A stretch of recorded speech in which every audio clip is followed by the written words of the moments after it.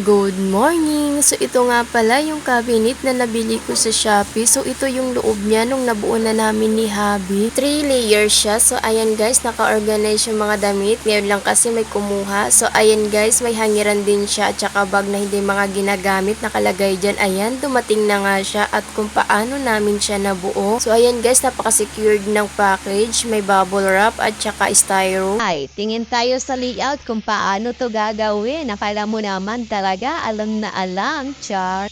So ito na nga siya guys, nabuo na namin ni Habi. Ayan, mukhang kakain na naman tayo diyan ng buhay. Hindi nga na naman talaga kami dito nagkakasundo.